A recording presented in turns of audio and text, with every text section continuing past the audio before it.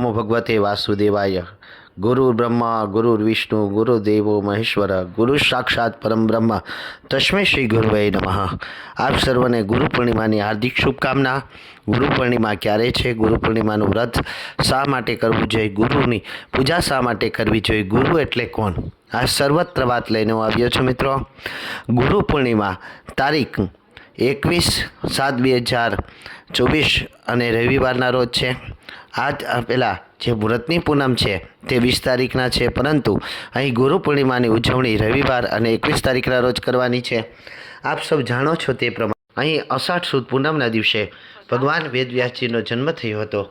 આથી કરી અને એ દિવસને ભગવાન વેદવ્યાસજીએ આપણને ઘણું બધું આપ્યું છે। અંધકારથી અંજવાળા તરફ લઈ જાય તેને ગુરુ કહેવાય છે।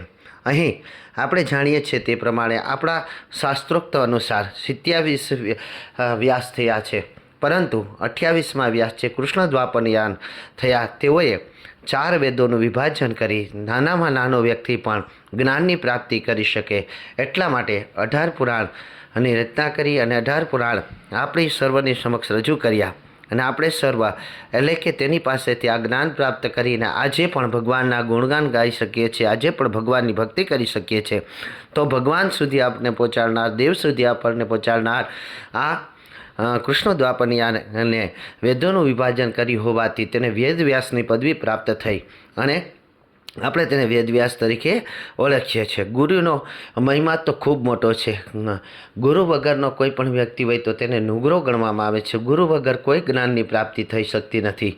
ગુરુ જ એ છે જે ગુરુ આપણને ઈશ્વર સુધી લઈ જાય છે। એટલે જ પહેલા મંત્રની અંદર કીધું કે ગુરુ બ્રહ્મા સમાન છે, વિષ્ણુ સમાન છે અને સાક્ષાત શિવ સમાન છે। ગુરુ જ એક એવું તત્વ છે કે જે મહાજ્ઞાન આપણને પીરસે છે અને આપણા અમૂલ્ય મનુષ્ય દેહ જે આપણને પ્રાપ્ત થયો છે, મનુષ્ય દેવને કઈ રીતે રહેવું જોઈએ, કઈ રીતે જિંદગી જીવી જોઈએ શીખડાવે છે।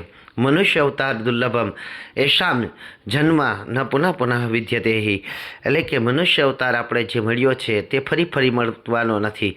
આમ જુઓ તો જેના જિંદગીની અંદર ગુરુ નથી તે સર્વત્ર કશું જ પ્રાપ્ત કરી શકતો નથી। અહીંયા તો કોઈ પશુ પક્ષી કે જાનવરો છે તેની પાસે કોઈ પણ પ્રકારના ગુરુ હોતા નથી। આથી કરી અને તે બીજાને આધીન રહી છે, પરંતુ મનુષ્ય સર્વશ્રેષ્ઠ જીવાત્મા તરીકે આ પૃથ્વી પર જન્મ લે છે અને મનુષ્યએ ગુરુ ધારણ કરવા જ જોઈએ। જો ગુરુની પ્રાપ્તિ નહીં કરી શકે તે દેવની કે ઈશ્વરની પ્રાપ્તિ ક્યારેય નથી કરી શકતા।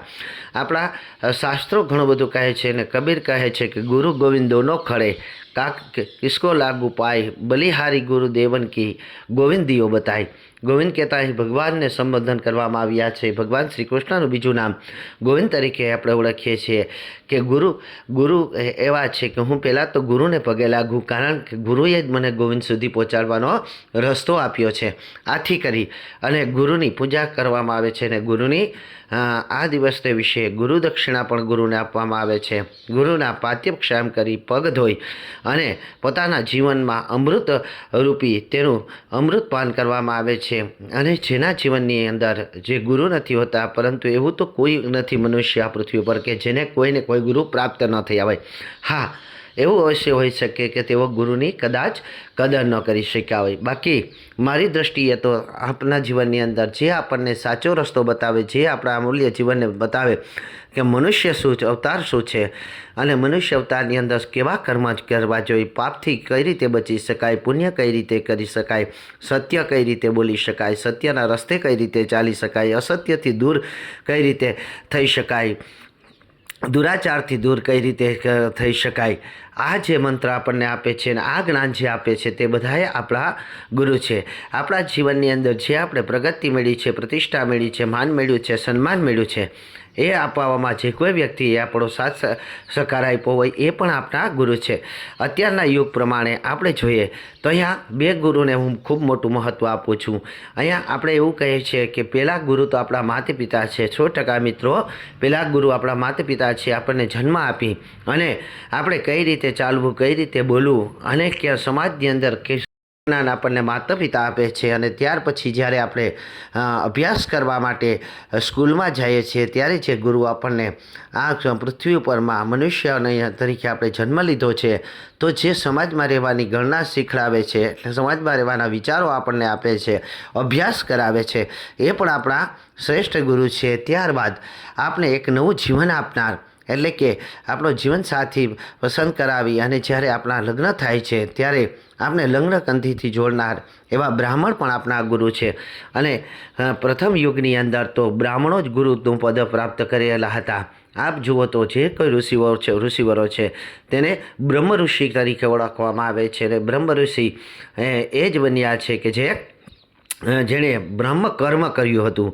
બ્રહ્મ કર્મને પ્રાપ્ત કરી અને ઈશ્વરની સાથે જેને સાક્ષાત્કાર કર્યો હતા એવા બ્રાહ્મણોને ગુરુપદ પ્રાપ્ત થયું હતું અને તેને બ્રાહ્મણ તરીકે ઓળખવામાં આવ્યા હતા.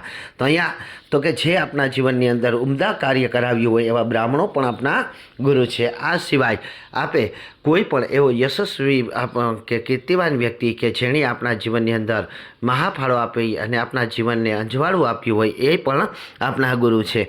આથી કરી આ દિવસે એટલે કે તારીખ 21/7/2024 અને અષાઢ સુદ પૂનમને રવિવારના રોજ આપણે ગુરુ પૂજન કરવું જોઈએ.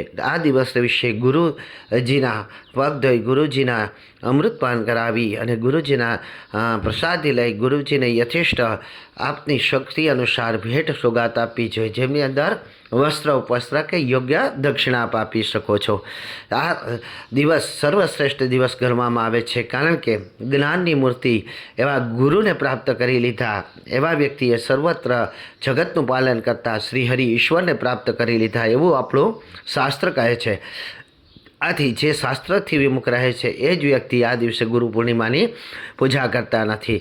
અન્ય ઘણી જગ્યાએ ઘણી એવા આશ્રમોની અંદર ગુરુ પૂર્ણિમાનો સમૂહમાં ઉત્સવ ઉજવવામાં આવે છે. જે ગુરુપદ પ્રાપ્ત કરેલા સંતો છે એની પણ પૂજા કરવામાં આવે છે.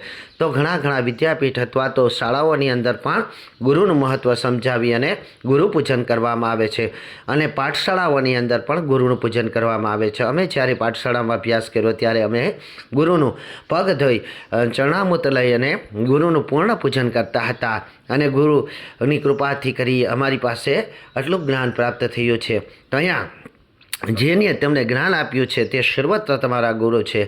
અત્યારના યુગ પ્રમાણે જો આપ એની પૂજા ન કરી શકો તો કાંઈ નહીં, પરંતુ ગુરુને મળવા જવું જોઈએ, ગુરુને યોગ્ય ભેટ આપવી જોઈએ, ગુરુના પગે લાગવું જોઈએ અને ગુરુના આશીર્વાદ પ્રાપ્ત કરવા જોઈએ. અહીંયા આપણે જે કલ્પની વાત કરીએ છીએ એ કલ્પની અંદર તો કે અત્યારે જે યુગ હાલે છે એ કલયુગ, એવી જ રીતે એક કલ્પ ગણવામાં આવે છે. જ્યારે ચારેય યુગ પૂરા થાય ત્યારે એવી 71 ચોકડીઓ પૂરી થાય ત્યારે એક મનુ બને છે અને આવા 14 મનુ પૂરા થાય ત્યારે એક કલ્પ બને છે. અને એ કલ્પના રાજા ભગવાન શ્રી હરિ વિષ્ણુ છે, એટલે કે ભગવાનનું પદ જેની પાસે છે એવા વિષ્ણુનો જ અવતાર ગણાતા એવા ભગવાન વેદવ્યાસજીની જન્મદિવસ એટલે ગુરુ પૂર્ણિમા. આ વેદવ્યાસજીના જન્મદિવસની આપને હાર્દિક શુભકામના. આપ સર્વના જીવનની અંદર ગુરુની કૃપાથી સર્વ અમૂલ્ય સુખ સમૃદ્ધિના પ્રાપ્ત કરો એવા આશીર્વાદ. જય મહાદેવ, જય ગુરુદેવ.